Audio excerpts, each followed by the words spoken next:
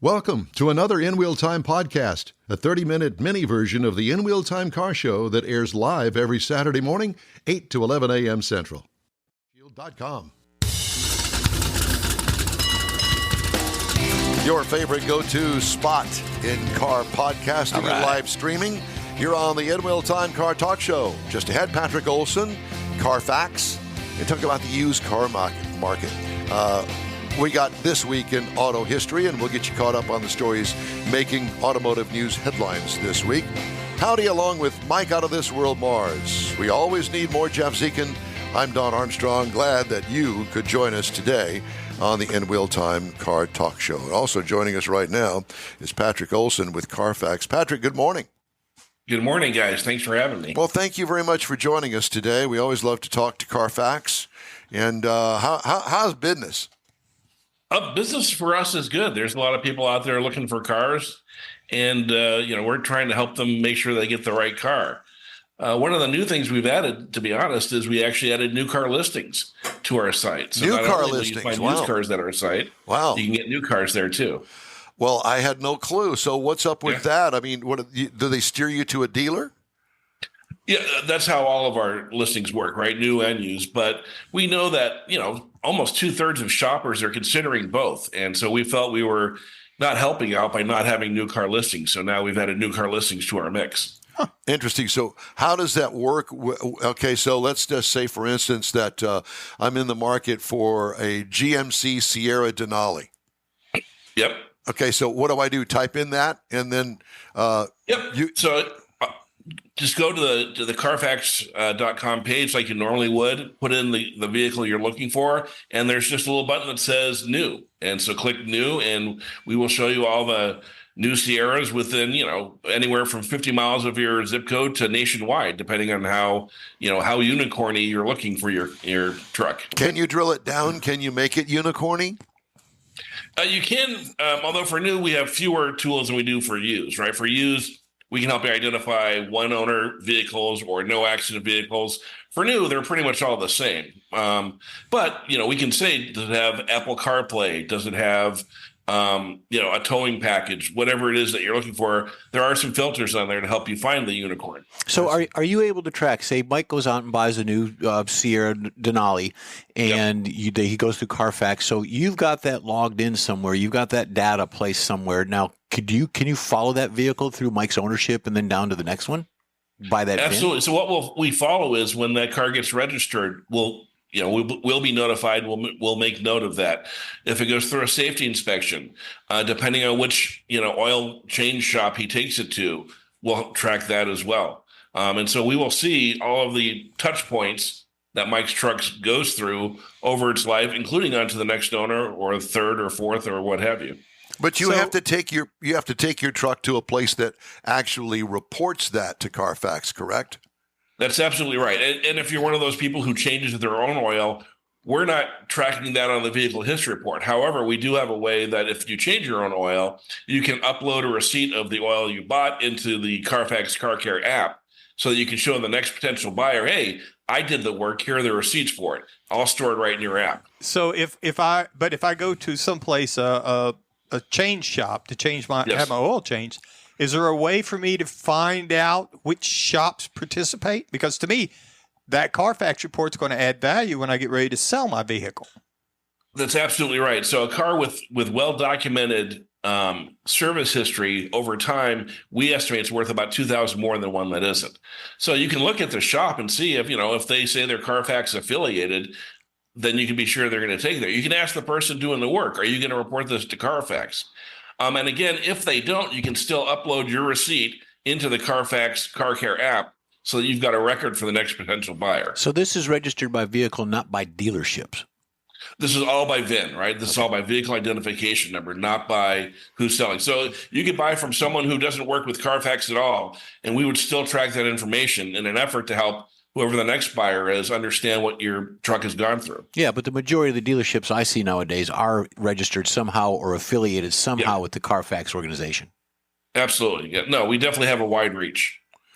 How does that work with let's say, a car dealership? Do they pay you a fee to register themselves to be able to input that information? So the way it works is on a couple different levels. So one, the first level is there are a lot of dealerships we work with where they buy a subscription to look at vehicle history reports, right? Yeah, so every time they see cars coming through the auction, they want to know, was there an accident? How bad was the accident? Where was the accident? Is there signs of odometer tampering? Are there signs of flooding? So that is their first interaction with us, is buying these reports to make sure that they're not buying a car that they're going to be stuck with later. Secondly, a lot of them pay us to run their listings on our site. We're very good at search engine optimization, and we will often be one of the top 1, 2, or 3 results when someone searches for find me a Sierra Denali in Houston. And so a dealer finds that a lot more cost effective than trying to run their own website and trying to fight the SEO wars with AutoTrader or Cars.com, KBB, what have you. Let me expand on that just a minute and throw this wrench into the works. Vroom had a very large presence here in the Houston area. I think it was Texas Auto Direct, if I'm not mistaken. I think that they own that dealership. They must have had 3,000 cars on the lot. Quite a few. So what happens when a company like Vroom goes out of business? What happens to those cars? How do you continue to keep track of all those cars that they assume have registered with Carfax? Well, presumably all of those cars, the whatever holding company is left of Vroom when it's done will be unloading those cars, right? They need to pay off whatever debts they've got, yes, and whatever led them to close in the first place. So they'll get retitled by somebody, and every time they get retitled, we'll know. We work with all the DMVs and all the states to make sure that we're aware of that. Just a short note on that. I went by that dealership probably 4 or 5 days after that announcement, and it was pretty cleaned up. There was probably maybe 200 cars left on that, and a lot of the car carriers, the big long ones that hold 7, 8, 9 cars, they were all lined up, ready to load up and go.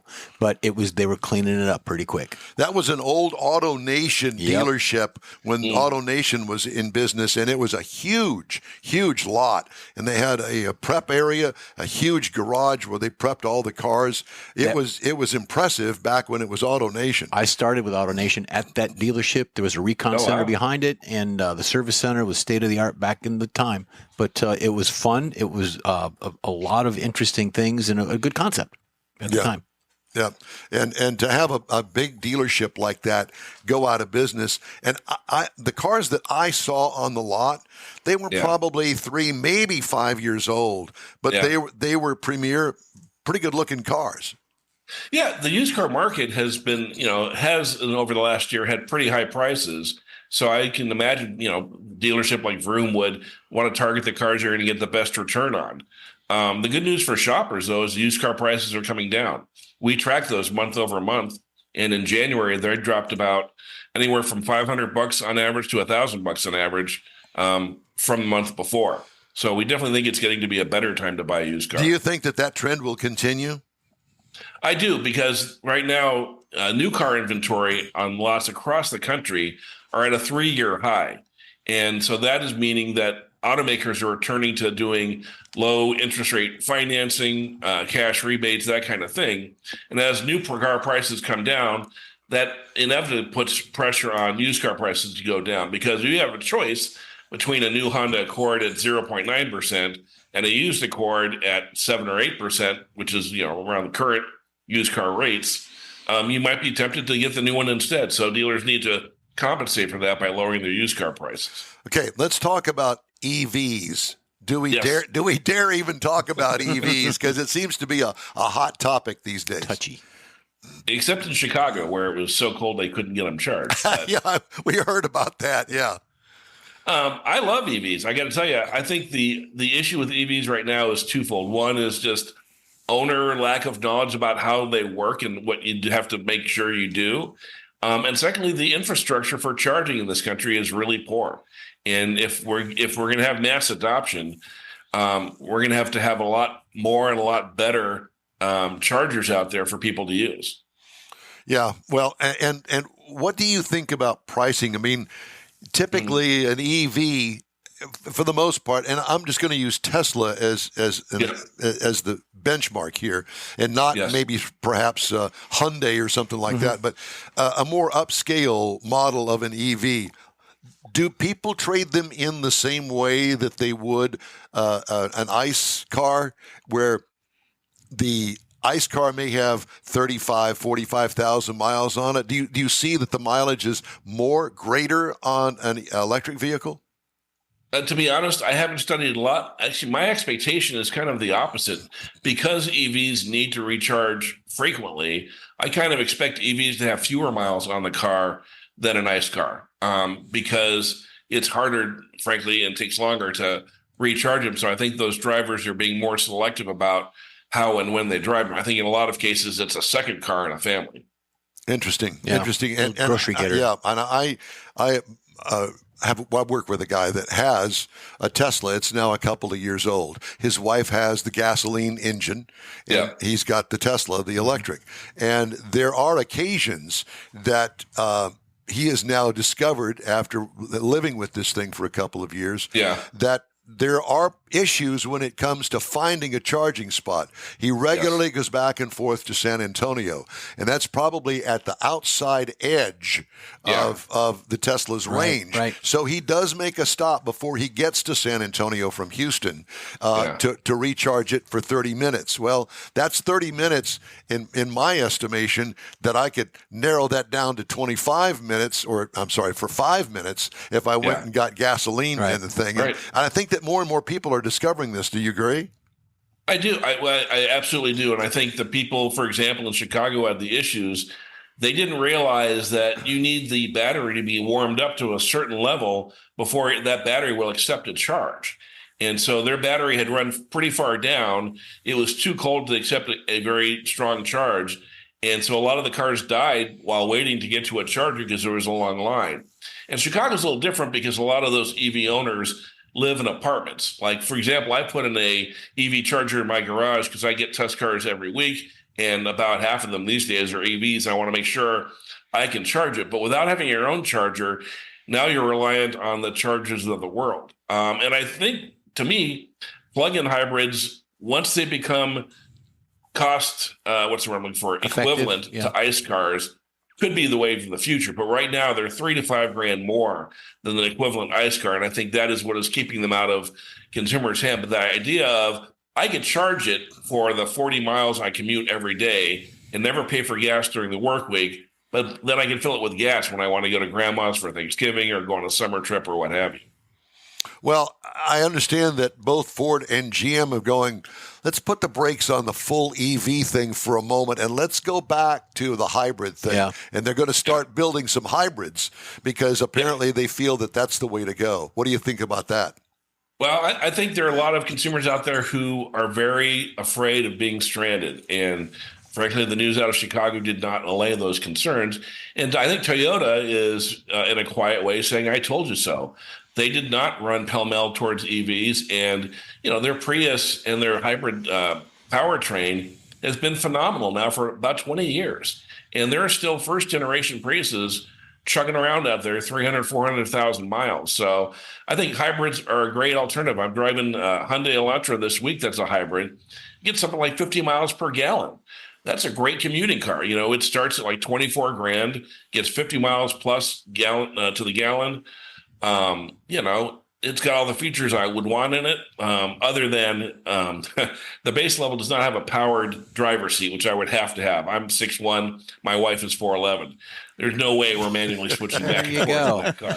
Yeah, well, that memory seat comes in handy with that kind of a disparity. Yeah, absolutely. Yeah. So I assume that you are in Chicago.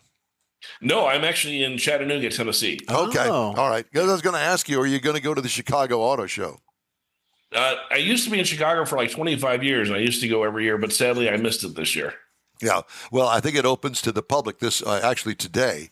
Yes. And I know that this past week they had press days over there, just trying to get a feel with the car show there as far as Stellantis being not involved in it. The same thing that we just went through here in Houston, and that leaves open. I really have second thoughts about that. I cannot imagine an automaker like the size of Stellantis not having a display or some sort of involvement in car shows the size of Houston or Chicago. No, I agree. And, they've got big brands like Ram and Jeep that do, relatively well for them. I think Stellantis has to figure out who they want to be. Their CEO, back when they were Fiat Chrysler, really increased the number of brands they brought to this country. They brought back Fiat. They, amped up Maserati and a couple other brands here. Now, Chrysler has literally one nameplate, and Dodge, I think, has three, and Fiat has one in this country. And at some point, I think there needs to be a culling of the brands for Stellantis to focus on what really matters. And no one wants to see Dodge or Chrysler or Fiat go away necessarily, but there comes a point where it's not sustainable. Well, I'm sure that you saw the news this week that there's rumor that maybe perhaps Peugeot may be buying Stellantis. Did you see that? I did see that. And in some ways, I think it makes a lot of sense globally. But again, only if they get rid of some of these poor performing nameplates. Yeah, I agree with you. Okay, well, back to Carfax. We got a little sidetracked there, but I didn't realize the depth of your knowledge when it comes to the new car market, and that's an exciting thing that you guys are doing. Are you competitive? I assume that you are showing. What are you showing the actual window sticker of these vehicles, or how does the deal work once you go to Carfax and say, oh, well, that's the car that I'm looking for, and it's right down about 10 miles from my house? How does that play out? So you're exactly right. In many cases, not all, but in many cases, we do have the window sticker for the car already on the site. And it just works the way it works with any other sort of third-party site. In terms of new cars, the dealer pays us a subscription fee, and we list all of their cars on our site. And then, when people say, help me find a Sierra in Houston, they're going to come back and see Carfax as one of the top places for it. I can tell you that we are already over 1 million listings nationwide on the site. So we have definitely ramped up in a hurry. So you could probably find something in there. If one or two. Listen, if you need to advertise, you got your old friends here in the In-Wheel Time Car Talk Show. So just let us know. Yeah, we can keep you in mind for sure. If they ever put me in charge of advertising, you'll be my first call. I will. We appreciate that. Well, it's always good to talk to you. Carfax is the way to go. You can find out about now new cars as well as used cars.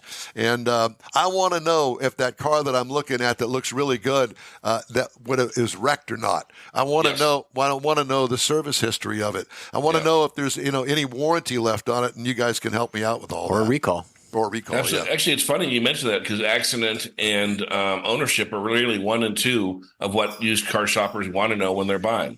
People always think it's price, and it's not. They want to know, what is in that history that's going to bite me. Patrick, it's always great to talk to you. Thank you so much for joining us today. Let's talk again soon. All right, guys. Thanks so much for having me. Thank you. Patrick Olson with Carfax. That is so cool. Yep. You're on the In-Wheel Time Car Talk Show. Thanks for riding with us today. Time now for This Week in Auto History. Mr. Mars has that. Okay. Yes, sir, I do. So a couple of things that we wanted to bring up here and show this week. Yeah, I'm getting there. Did I catch you off guard? Yep. Yeah, we were expecting to go to a break there, but we're good. We were. Oh, we were, weren't we? Yeah. So you could have said that. Well, no, it's too late now. So one of the early things this week was when Henry Ford's Ford Motor Company took over the struggling Lincoln Motor Car Company. Now, the thing about this was Henry Leland was in a little bit of a bind with Lincoln, so Ford bought the entire company for $8 million at his closeout sale. Wow. So, also this week, Darrell Lee Waltrip was born. He's Say it again. Darrell Lee Waltrip? Darrell Waltrip. Yeah, Darrell Lee. I was trying to say it in my best Southern redneck voice. Another marble in your mouth. Yeah. So he became known as the premier stock car driver, a television broadcaster, analyst, author, and one of the things he did, he was the first NASCAR driver to surpass $10 million in career race winnings. Wow. Now, also this week, Simon Knudsen, Swedish, after graduating from MIT. He went from Southern to Swedish. Yeah, that's right. After graduating Just read the thing and listen, we can leave the accents out. After graduating from MIT, he went to work for Pontiac. In his first 16 years, he worked at 106 different GM plants. Eventually became manager of GM, and started pushing Pontiac's participation in NASCAR. This is Bunky Knudsen, right? Yeah, Bunky. Yeah. Bunky. He just couldn't say Knudsen. Yeah, that was it. I watched the Muppets and tried to mimic it, but it didn't work. Oh, my God, Mars. So that's where we got the Pontiac Bonneville and some other cars like that. Oldsmobile became a much more performance-oriented brand under his direction. He also, when he became general manager of Chevrolet, he also became started pushing the performance models such as the Super Sport and pushed the Chevrolet Chevelle in 1964 was the first Chevrolet's muscle car that came out. Now, in 1804, John Deere, there was really a John Deere was born up in Vermont. And his claim to fame, he started his company with building wrought iron plows that created a massive change in the farming industry. And soon as he died in 18... Did you read this ahead of time? Yeah, but I'm cutting out some of it because I'm running behind. Yeah. He died in 1886, but it was 40 years after he died before there was actually a John Deere tractor. So he never was involved in the actual John Deere tractor. Then James Dean, born this week in 1931, known as a race car driver. He loved racing. He was filming the movie Giant. The movie company would not let him go racing. So as soon as he finished filming that, he headed for the track. Age 24, he was killed behind the wheel of his new Porsche 550 on the way to a racetrack. Interesting thing I found, George Barris bought that car after the wreck, sent it out on tour. He was shipping it back from Florida in a sealed train car. When it got back there, he opened the train car. The car was gone. Nobody knows what happened to the car. Yeah, there's a lot of spooky stuff involved in that car. There's a lot of, they think it's cursed. A lot of people died. Everybody that touched it died. Different story. And then finally, we have Carmen Miranda was born this week in Portugal. She started her life as a hat maker, became a singer in Brazil, and finally came up to the United States with her famous hat. 46 years old when she died of a heart attack. Oh, wow.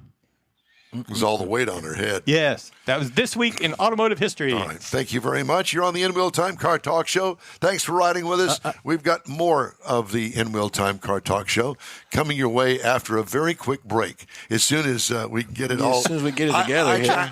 I'm sorry. I messed it all up. You're good. You're all right.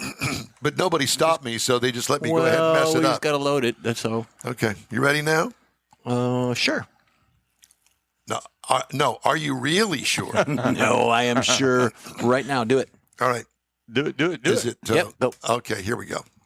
Pro-Am Auto Accessories has been serving Houston's auto enthusiasts since 1984, providing world-class products for sports cars, European sedans, and American muscle.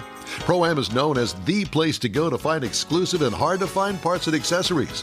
Pro-Am is one of the very first distributors in the USA for brands such as Recaro, Redline, Momo, Corbo, and Simpson.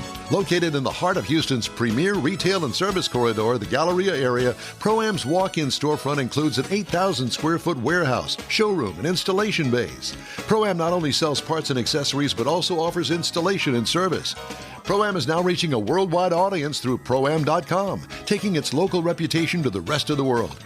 At Pro-Am Auto, you'll be dealing with a small group of professionals who truly want to help you with your automotive needs. If you don't see what you're looking for on the website, call and Pro-Am will lend you a hand.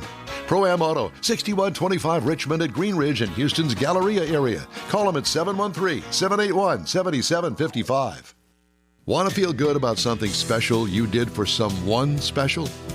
In Wheel Time and the original Lupi Tortilla group of Tex-Mex restaurants have joined together to help a very worthy cause, God's Garage, a Christian-based 501c3 charity. We know there are lots of places and organizations out there where you can donate a car, truck, or SUV, but we're asking you, our car enthusiast family, to consider donating to God's Garage.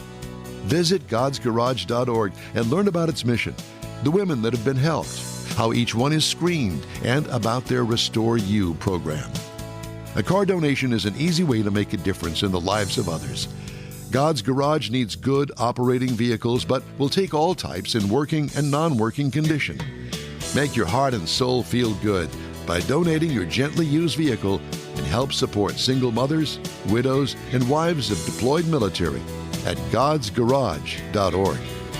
Hey, the In Wheel Time Car Talk Show is available 24/7 through the iHeartRadio app. Just look for In Wheel Time Car Talk. We also video stream on Facebook, YouTube, and InWheelTime.com.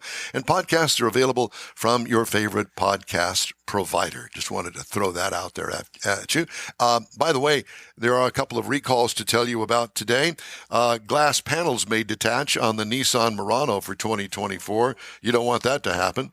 And on the Kia EV6 and the Niro EV for 23 and 24 model years, loss of drive power from a faulty drive shaft.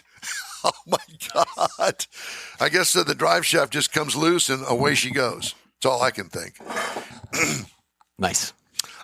American Honda Motor Company recalling more than 750,000 U.S. vehicles due to an airbag that may deploy unintentionally during a crash. Front passenger seat weight sensor may crack and short circuit, failing to suppress the airbag as intended, according to NHTSA. Recall includes certain Honda Pilots, Accords, and Civic sedans made between 2020 and 2022, and some Honda CR-V and Passport vehicles manufactured between 2020 and 2021. U.S. Transportation Secretary Pete Buttigieg on Monday said human drivers must pay attention at all times after videos emerged of people driving Teslas while wearing what appeared to be Apple's recently released Vision Pro headset. Yeah, I saw that. Amazing. Buttigieg responded on X to a video that had more than 24 million views of a Tesla driver who appeared to be gesturing with his hands to manipulate a virtual reality field. Apple's Vision Pro was released last week and blends three-dimensional digital content with a view of the outside world. Apple, which says people should never use it while operating a moving vehicle, did not immediately respond to a request for comment by our dear friends at Automotive News. Mm-hmm. Are you kidding me? Really? Why would you do something like that? Because you're that kind of person. You're that kind of person. Yes. That's pretty stupid. Yeah. It is. Yeah. But it is. You'd have to be that kind of a person to understand how cool it is. It's like looking through a camera, looking through a camera, like a 35 millimeter camera. It's got a whole different perspective on the world. Yeah. Kaleidoscope. I can only imagine. I mean, I'm getting close to that car. I might as well put the brakes on. I've run into the car. Mm-hmm. Kind of that kind of a thing. I wonder if it has little stars and things like that come up on the screen as part of the bang. After you hit your head, you can see the stars. I'm sure that there's somebody that could be able to tell us, but we really care, to be honest with you. You're right. All right, time now for a quick break. We'll be right back. The In Wheel Time Car Talk Show is streaming and podcasting. Look for us on your favorite podcast provider. The original group of Lupi Tortilla restaurants will have you telling your family and friends just what the original recipes mean when it comes to the best fajitas in Southeast Texas. Founder Stan Holt invites you to visit the original Lupi Tortilla near I-10 and Highway 6. Here's the original house that inspired the design of all the rest and the original charm that helped make Lupi Tortilla the go-to destination for Houston Tex-Mex. Speaking of original, nothing can compete with the original lime pepper marinade that everyone will agree makes Lupi Tortilla award-winning beef fajitas the best anywhere. Lupi Tortilla Katy is another location that gives you the same quality and service Houstonians have come to expect at Lupi's. It's located just off I-10 and the Grand Parkway at Kingsland Boulevard in Katy. Find yourself in Aggieland? Head to the Lupi Tortilla in College Station, located just around the corner from Kyle Field. It's a great place to enjoy those famous frozen margaritas before or after the game. Headed east to Louisiana? Stop in at the Lupi Tortilla in Beaumont. It too's on I-10. You can't miss it. The original group of Lupi Tortilla restaurants invites you in for the best Tex-Mex anywhere. You own a car you love. Well, why not let Gulf Coast Auto Shield protect it? Houstonian John Gray invites you to his state-of-the-art facility to introduce you to his specialist team of auto enthusiasts. We promise you'll be impressed. Whether you're looking to massage your original paint to a like-new appearance, apply a ceramic coating, install a paint protection film, nano-ceramic window tint, or new windshield protection called ExoShield, Gulf Coast Auto Shield is where Houston's car people go. Curbed your wheels? Instead of buying new, why not have them repaired? How about a professionally installed radar detector? Gulf Coast Auto Shield does that too. Get a peek inside the shop and look at the services offered by getting online and heading to gcautoshield.com. Better yet, stop by their facility at 11275 South Sam Houston Tollway, just south of the Southwest Freeway, and get a personal tour. Gulf Coast Auto Shield is your place to go for all things exterior. Call them today, 832-930-5655 or gcautoshield.com. That's it for this podcast episode of the In Wheel Time Car Show. I'm Don Armstrong, inviting you to join us for our live show every Saturday morning, 8 to 11 a.m. Central on Facebook, YouTube, Twitch, and our InWheelTime.com website. Podcasts are available on Apple Podcasts, Spotify, Stitcher, iHeart Podcast, Podcast Addict, TuneIn, Pandora, and Amazon Music. Keep listening, and we'll see you soon.